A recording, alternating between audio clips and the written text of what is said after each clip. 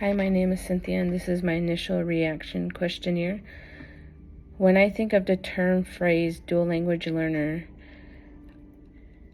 the images that come to mind is young children who come from different ethnicities, different backgrounds,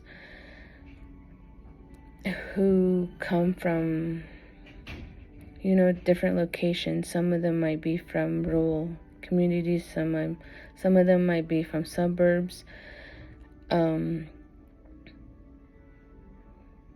I hear that comes to mind, for me, I work with young children, so when I do hear that, I think of all my children in my class who may know English isn't really their primary language.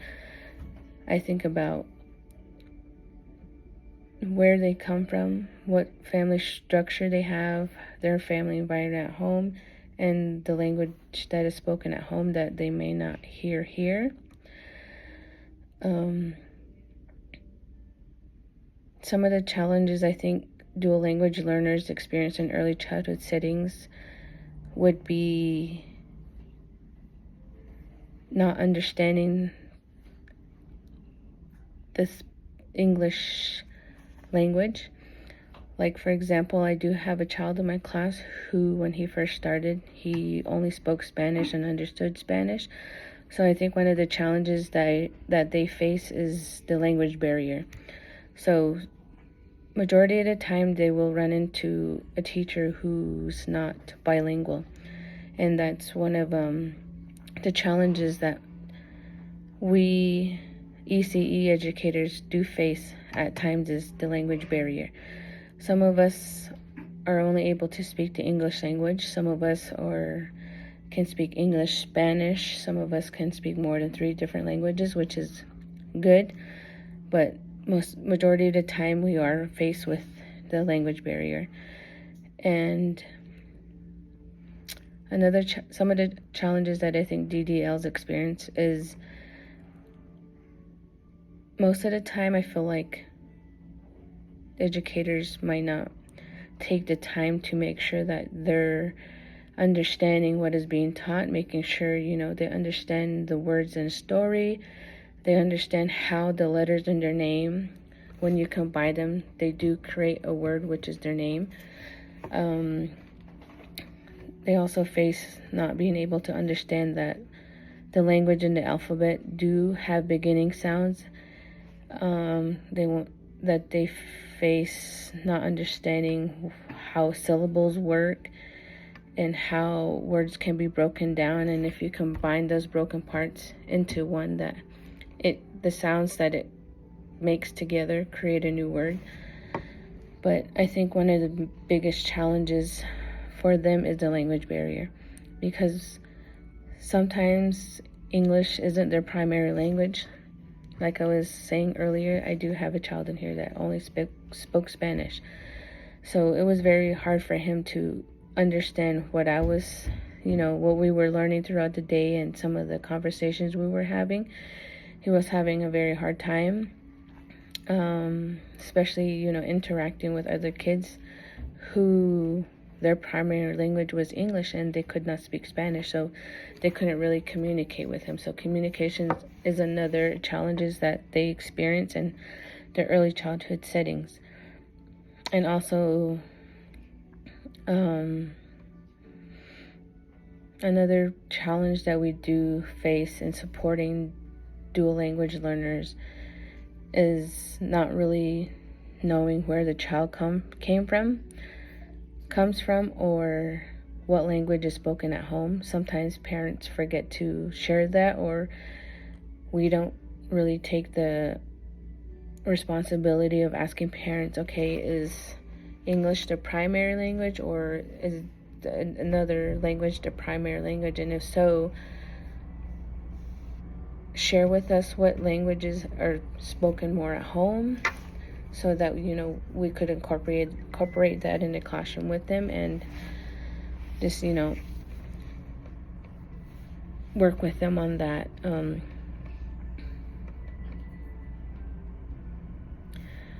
Some of the assets I do think dual language learners bring to the classroom is diversity.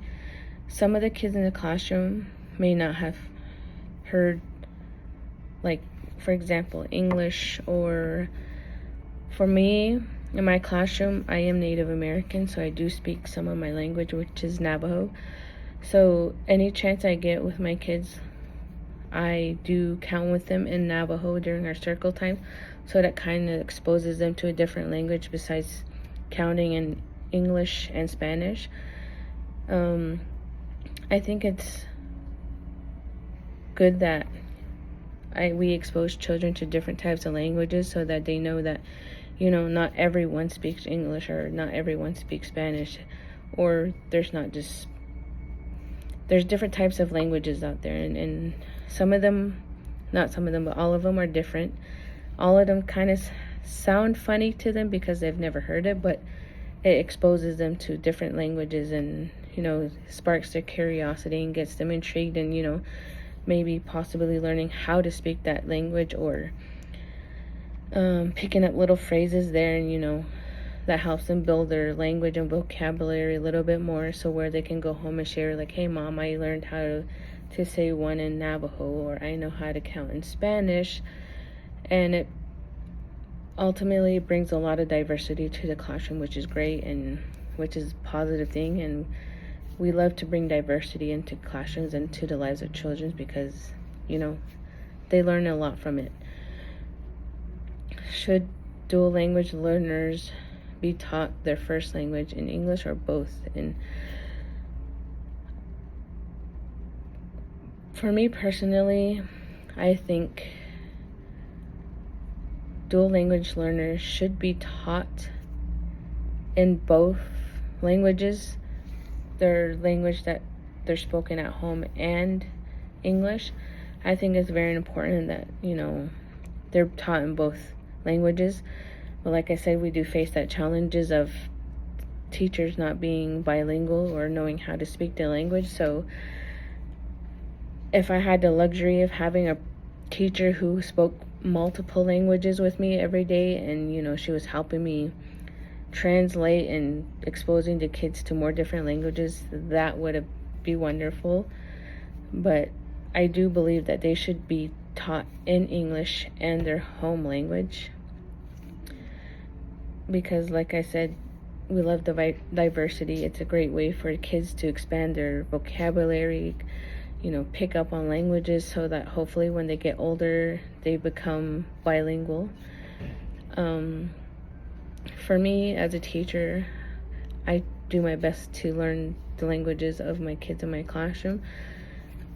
Of course, I speak English. Spanish, I can understand some. I know some words and phrases that does help me out in the classroom that I can use with, like I said, the child who does not speak English or is fully Spanish. So, it's kind of a way for me to communicate with him a little. But if I do need help, then I'll also ask a teacher outside the classroom if she can help me, communicate with him. So, and of course, with my kids, some I do have Native American, so I enjoy sharing my language with them because they like, they like the way it sounds. They think it's funny, but they also, they're learning something new. If I were a parent of a dual language learner, what type of... So if I were a parent and I put myself in their shoes as having a child who's a dual language learner, what I would want for my child in an ECE setting is, that's a tough question. I think I would just, like, if my child only understood Navajo, I would love if they brought in like an outside person, or if they had someone in the center who, was very educated in the Navajo language to, be present in the classroom with the child, just to help that language barrier between the child and the teacher. Also, help the teacher communicate with that child as well, so there's the language boundary gets smaller and smaller, so that they're able to learn and able to understand what we're learning in the classroom and what we're just better communication for the child. Also, I would want resources.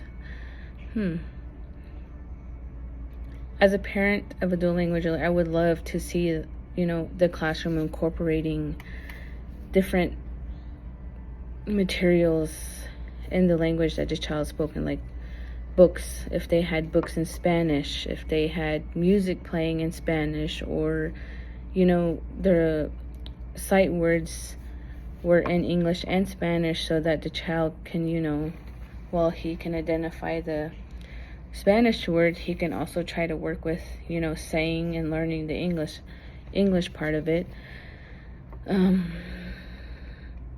Yeah, and just basically, I would like to see the teacher, including my child in, circle time, art project, trying to incorporate Spanish, but also teaching my child the English language and stuff like that.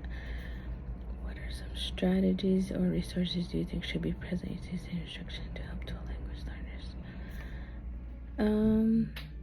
I think I kind of basically answered the question of what are some strategies and or resources you think should be present in ECE settings instruction to help dual language learners develop early literacy settings or skills.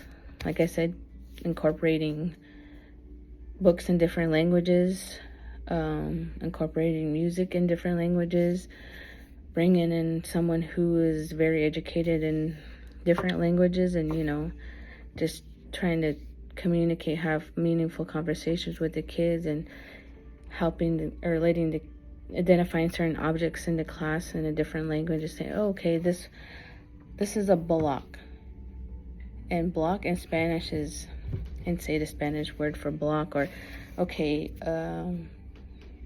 fish in Navajo is this, kind of incorporating the different languages that the kids speak at home, and their home languages are brought into the classroom and not just only spoken at home, but it's also they're able to hear it in the classroom.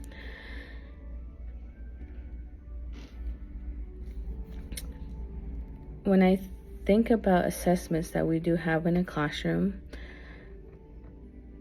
I think that dual language learners should not be assessed using the same assessments and screeners as non-dual language learners, because to me that's kind of a barrier for them. Like I said, like for me, from my understanding, if they're barely learning the English language, there's going to be a lot of confusion. There's going to be times where they don't understand how certain things work, or how to pronounce words in English, or how syllables work, or identifying sight words and stuff like that. And I do think that it's only fair that they be assessed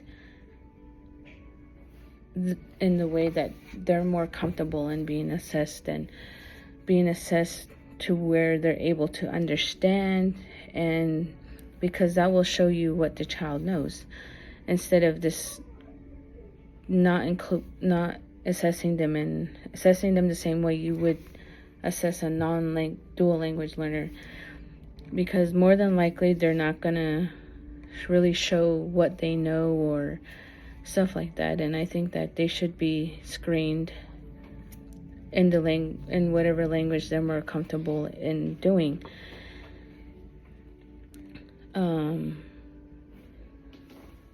And I've actually experienced this situation before.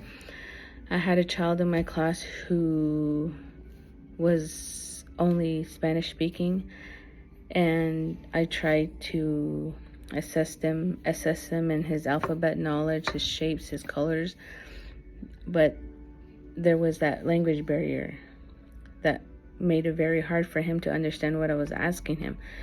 It made it very hard for me to ask him questions, open-ended questions, to get him to think about, if he could figure out the question with like me asking open-ended questions with him. And that was very hard for him, and we didn't really get anywhere. So it's like I couldn't, really assess his knowledge on anything that we have learned in the classroom.